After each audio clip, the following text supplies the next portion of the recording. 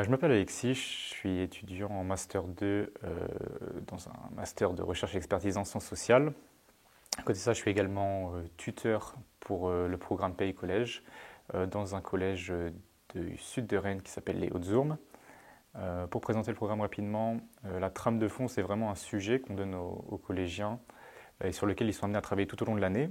La forme du travail est très libre, ça peut être un podcast, une émission de radio, un exposé traditionnel. Les sujets, généralement, c'est des sujets que nous-mêmes, on sera amenés à traiter à Sciences Po. Donc cette année, c'était le droit des enfants et les nouveaux enjeux liés à l'intelligence artificielle. L'an dernier, par exemple, c'était Nourrir demain. Et en fait, l'objectif final pour eux, c'est au mois de juin de présenter ce travail-là au cours d'une soutenance qui a lieu ici à Sciences Po Rennes. Bonjour, je suis Marianne Durand-Descrennes, je suis professeure d'histoire géo au Collège des Hautes-Ourmes. Je suis également la référente de la cordée de 4e et de 3e. La participation de ce collège à ce type de dispositif est relativement naturelle dans la mesure où nous sommes la seule REP+ de l'académie et où nous avons un effectif suffisamment conséquent pour pouvoir entretenir 1 à 2 cordées de la réussite. En l'occurrence, là 2, puisque nous avons 7 classes de 4e et 6 classes de 3e. Et donc pour expliquer mon rôle de tuteur de manière très concrète, très factuelle, faut savoir déjà que ça peut prendre vraiment différentes formes en fonction des différents tutorats. Pour ma part, c'est lié en fait à la manière dont mon collège a décidé de traiter le sujet, qui est la réalisation d'une émission de radio. Car il y a un partenariat entre l'établissement et une radio locale du quartier. Et donc moi, mon rôle, ça va être de les aider un peu à problématiser les différents enjeux sous-tendus par le sujet global. Ensuite, ça va être préparer les interviews, parce qu'ils ont été amenés à faire des interviews, aider à répéter les émissions de radio, et les accompagner aussi sur la mise en forme finale, donc plus au moment des soutenances. Et j'essaie également d'avoir une séance dans l'année où je leur parle davantage d'enseignement supérieur, pour leur présenter déjà mon parcours, et aussi l'offre un peu d'enseignement supérieur qui existe à Rennes. Et généralement, j'essaie de faire ça de manière ludique autour d'un jeu.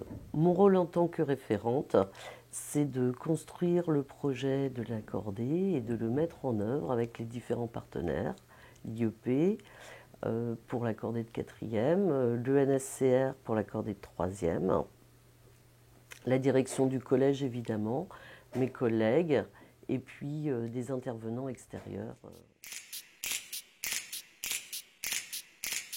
Pour donner une perspective un peu plus personnelle sur le dispositif et mon engagement au sein de celui-ci, je suis super heureux des 4 ans pendant lesquels j'y ai contribué, surtout au sein du même établissement, c'est important.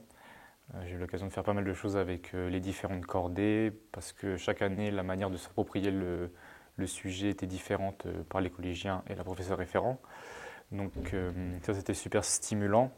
Aussi, le travail qu'on leur donne, moi je le perçois plus comme un prétexte pour nous établir du lien avec eux, casser les représentations qu'ils peuvent avoir sur des étudiants d'une institution d'enseignement supérieur sélective, et même leur représentation générale vis-à-vis de l'enseignement supérieur. Du coup, c'est plus un rôle de grand frère qu'on peut incarner, et qui prend du temps, qui est subtil, mais au bout du compte, ça leur permet de quand même se projeter plus sereinement, je pense, ou au moins avoir moins d'a priori sur ces univers. L'intérêt du dispositif, c'est de permettre aux élèves d'avoir un cadre d'apprentissage un petit peu différent pour leur permettre d'approfondir ou de construire de nouvelles compétences.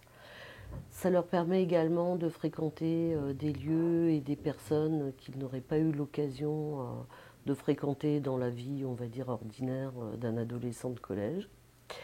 Ça leur permet encore d'entretenir un rapport un peu privilégié avec de jeunes adultes qui sont, on va dire, plus intéressants à écouter pour un collégien sans doute que les vieux profs qui les entourent. Et ça leur permet également d'avoir une ouverture sur la ville et leur orientation et de regarder les choses avec un œil un peu différent et de pouvoir évoluer en fait sur les a priori qu'ils avaient auparavant.